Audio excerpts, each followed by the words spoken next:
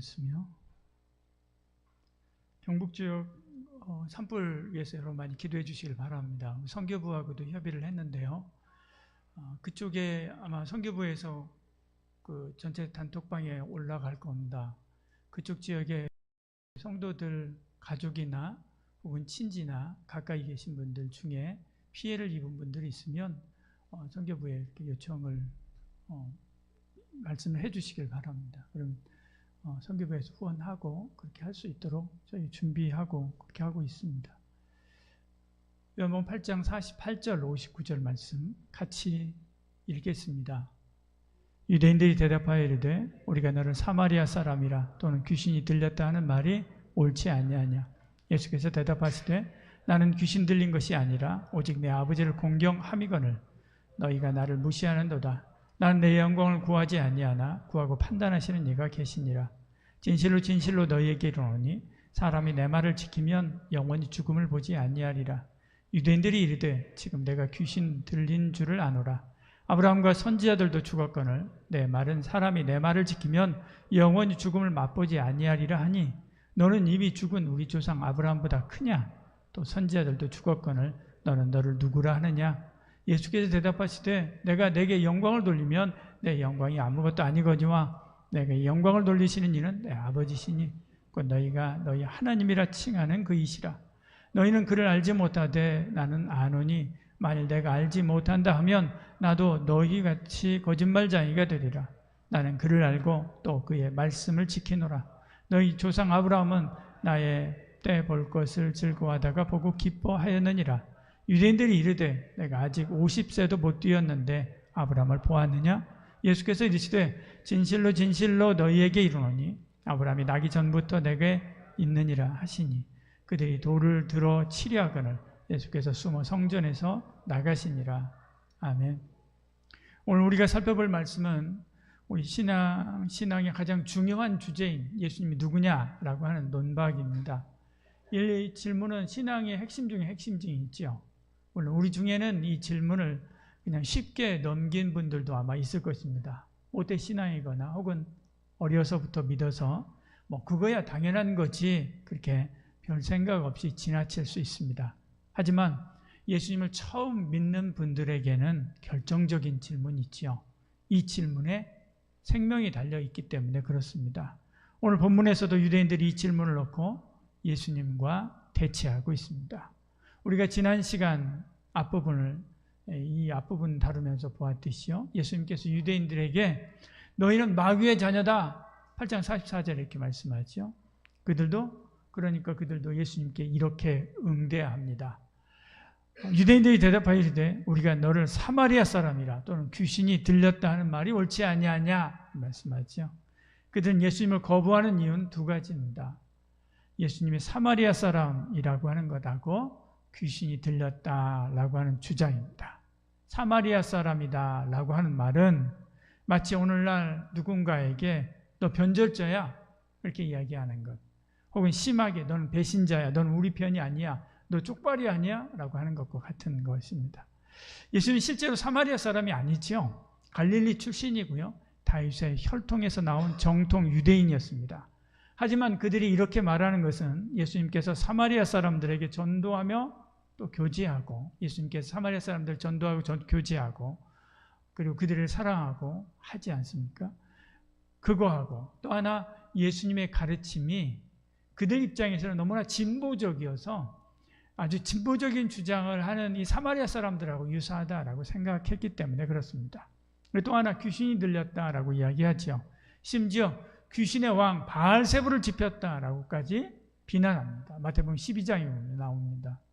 그들은 예수님의 초자연적인 능력 그리고 그 권위, 그것을 이해하지 못하고 오히려 악령의 조종을 받고 있는 것처럼 몰아세우고 있는 것이죠.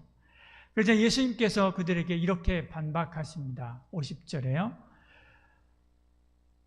예수님의 말씀은 이 말씀을 하고 기적은 하나님의 뜻을 섬기고 그리고 하나님을 공경하는 삶을 사는 것인데 너희가 그것을 무시하는 것 그리고 그것을 알아보지 못하는 것은 너희들의 영적인 무지 때문이다 라고 이야기하는 것입니다. 그리고 이 모든 것을 하나님이 판단하실 것이다. 50절에 이렇게 말씀하지요. 나는 내 영광을 구하지 아니하나 구하고 판단하시는 이가 계시니라. 예수님은 이 땅에서 무슨 부귀영화를 보려고 하는 것이 아니라 하나님 아버지의 영광을 위하여 오시고 사셨습니다. 이것을 하나님도 아시고 하나님이 판단해 줄 것이다 라고 이렇게 말씀하는 거죠. 그러므로 그 주님의 말씀을 믿고 따르면 영원히 죽지 않는다. 51절에 이렇게 말씀합니다. 같이 읽어볼까요? 진실로 진실로 너희에게 이르노니 사람이 내 말을 지키면 영원히 죽음을 보지 아니하리라. 이것이 예수님의 주장입니다. 지금까지 한 내용, 논박의 내용들을 정리하면 이렇습니다. 유대인들은 너는 사마리아 사람이다. 너는 귀신 들린 자다. 너는 사람들을 멸망하게 하는 자다. 그래서 우리는 너를 배척한다. 라고 유대인들이 이렇게 이야기하는 것입니다. 예수님은 나는 하나님의 사람이다. 나는 하나님의 영광을 위해서 일한다. 49절, 50절 이렇게 말씀하죠. 나는 너희들에게 영원한 생명을 준다. 51절에 말씀합니다. 그러므로 너희는 나를 믿어야 산다. 라고 말씀하는 것입니다. 하지만 이런 논박은 그때만 있었던 것이 아닙니다. 지금도 세상은 예수님과 그의 몸된 교회를 향해서 그때하고 유사한 논리를 펴서 우리를 비판하지요. 이렇게 이야기합니다. 기독교는 서양 종교다. 교회는 권력과 돈을 밝히지 않느냐. 교회는 세상을 나누고 그리고 억압한다. 특히 요즘 같은 때 그렇게 이야기하지 않습니까? 그래서 우리는 기독교를 거부한다 라고 이야기합니다. 그렇지만 기독교는 그렇게 이야기하지 않습니다. 기독교는 하나님의 종교다. 하나님의 생명이다. 아예 종교가 아니라 생명이다 라고 이렇게 이야기합니다. 교회는 하나님의 영광을 위한다.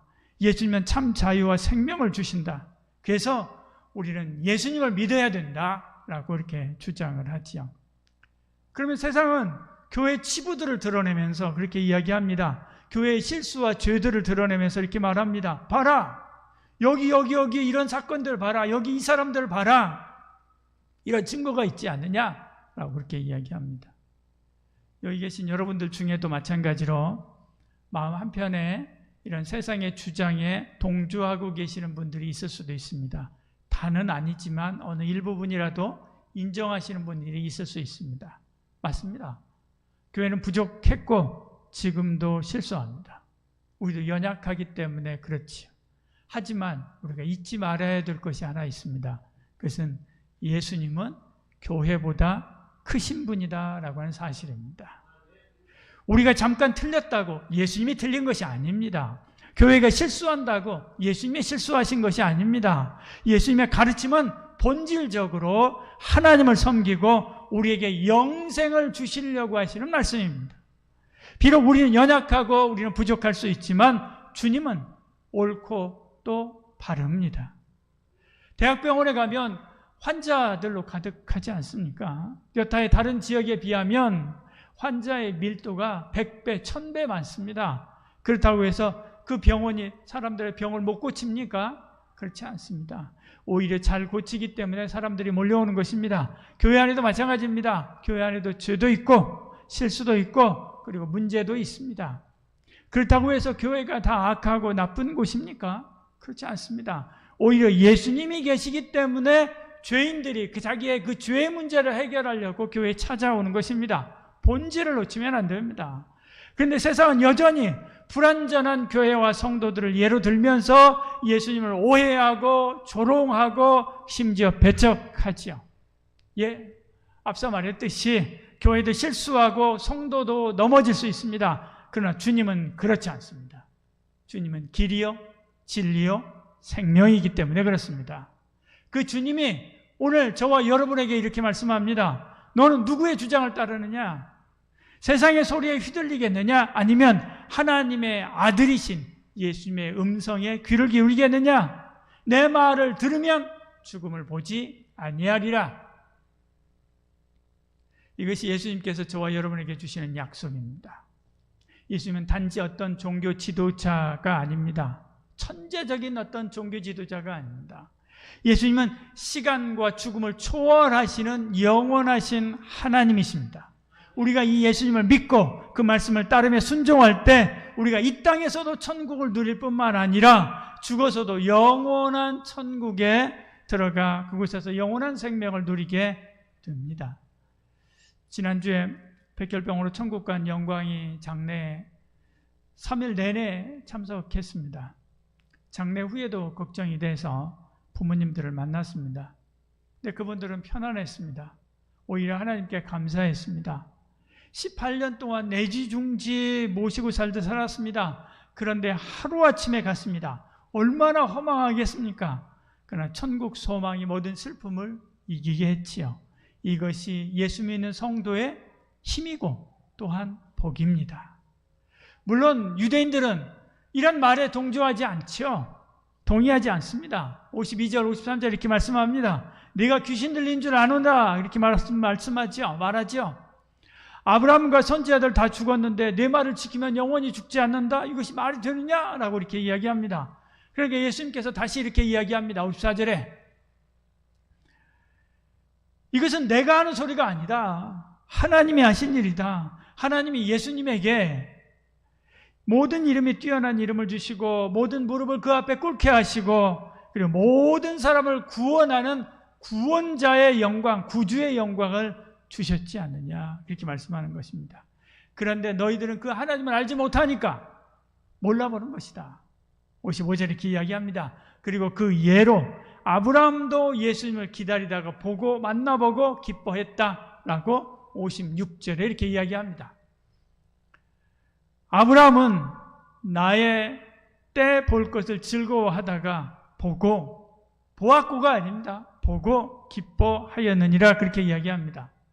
유대인들은 더 화를 냅니다. 무슨 말을 하느냐? 내가 보기에 너 한 50살도 되지 않았는데 어떻게 아브라함을 보았다라고 하느냐? 그렇게 말하지요. 주님은 그들의 말에 아랑곳하지 않습니다. 한 발 더 나갑니다. 58절이에요. 예수께서 이르시되 진실로 진실로 너희에게 이르노니 아브라함이 나기 전부터 내가 있느니라. 있었다. 있고 지금도 있다. 예수님 스스로 이 세상의 시간과 공간을 초월하는 하나님이다 라고 하시는 선언입니다. 과거에도 계셨고 지금도 계시며 미래에도 변함없이 우리와 함께 하실 하나님이다 라고 하는 선포입니다. 유대인들은 이 말씀을 받지 못하지요. 오히려 돌을 들어서 치려고 합니다. 59절에요. 그들은 예수님을 하나님의 아들로 하나님으로 받을 수 없기 때문에 그렇죠. 그래서 신성모독으로 심판하려고 하는 것입니다. 그들은 겉으로는 믿는다라고 했지만 실제로는 하나님을 알지 못했던 것입니다. 알았다면 그 앞에 엎드렸겠지요. 모르니까 보지 못하고 믿지 못하고 오히려 돌을 들어 하나님을 치려고 한 것입니다. 토크쇼의 여왕이라고 하는 오프라 윈프리라고 하는 분이 있습니다. 재산이 3조나 된다고 합니다. 이 기사에 의하면 3조나 된다고 합니다. 이분이 어느 날 옛날 분들은 기억하실 겁니다. 티나 터너라고 하는 유명한 가수가 있었습니다. 이분 결혼식에 참석하려고 스위스를 갔는데 갔다가 이제 가방을 사려고 가게에 들렸습니다. 거기에서 일하시는 분이 여기 있는 가방은 비싸가지고 당신 같은 사람은 못 삽니다. 그러니까 나가세요. 그렇게 하면서 쫓아냈다고 하는 것입니다. 그 내용을 이 분이 오프라 윈프리라고 한 분이 자기 토크쇼에서 이야기했던 것을 기사화해서 나온 기사입니다. 중앙일보 기사입니다. 그녀가 내가 오프라 윈프리다라고 이렇게 직접 이야기를 하고 나 돈 많아 라고 이야기를 했다 할지라도 당신이 오프라 윈프리라고 하면 난 니콜 키드먼이다 라고 하면서 아마 쫓아냈을 것입니다. 물론 그분도 이분이 워낙 유명한 분이라서 이름도 들었을 것이고요. 그리고 알았을 것입니다. 이분이 쓴 책도 많죠. 그 책도 읽었을지도 모릅니다. 하지만 지식으로만 알았던 거죠. 실제로는 전혀 알지 못했던 것입니다. 이처럼 유대 지도자들도 예수님을 몰랐습니다. 하나님을 몰랐습니다. 하나님을 잘 안다고 했지만 평생 하나님의 이름을 팔아서 살았지만 그 하나님이 오셨는데 그 하나님을 몰라보고 그 하나님을 돌로 쳐 죽이려고 한 것을 보지요. 여러분은 어떻습니까? 예수님을 2000년 전에 어떤 위인으로만 알고 있습니까? 아니면 지금도 살아계셔서 내 영혼과 내 생명의 주인 되시는 하나님으로 믿고 있습니까? 예수님은 하나님이십니다. 내 영혼과 생명의 주인이신 하나님이십니다. 예수님은 영생을 주시는 하나님이십니다. 그 예수님을 믿는 자는 죽음을 넘어서는 생명을 오늘 이 자리에서 누릴 수 있습니다. 믿는 은혜가 있기를 소원합니다.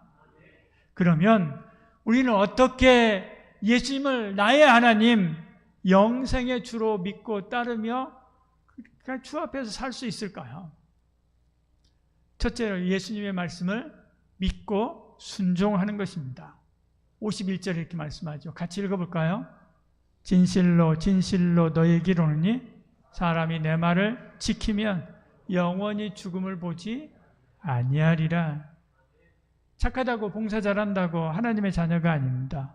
영접하는 자, 곧 그 이름을 믿는 자, 그에게 하나님의 자녀가 되는 권세를 주셨습니다. 예수님을 하나님으로 믿지 않으면 우리의 믿음은 아무 힘도 없는 껍데기에 불과합니다. 예수님의 말씀에 순종하지 않으면 우리의 믿음은 아무 역사가 없지요. 삶의 모든 순간 예수님을 믿고 그 말씀을 따르며 순종할 때 우리는 이 땅에서도 영원한 생명, 그 생명을 누릴 뿐만 아니라 죽음을 넘어서 영원한 저 천국에 들어갈 수 있습니다. 두 번째로 예수님의 임재를 날마다 기억하고 경험해야 됩니다. 그리고 그 예수님과 동행해야 됩니다. 예수님은 아브라함 때도 계셨고 오늘 저와 여러분 우리의 삶에도 함께 계시는 줄로 믿으시길 바랍니다. 오늘 이 예배에도 예수님이 임재하셔서 함께 하십니다.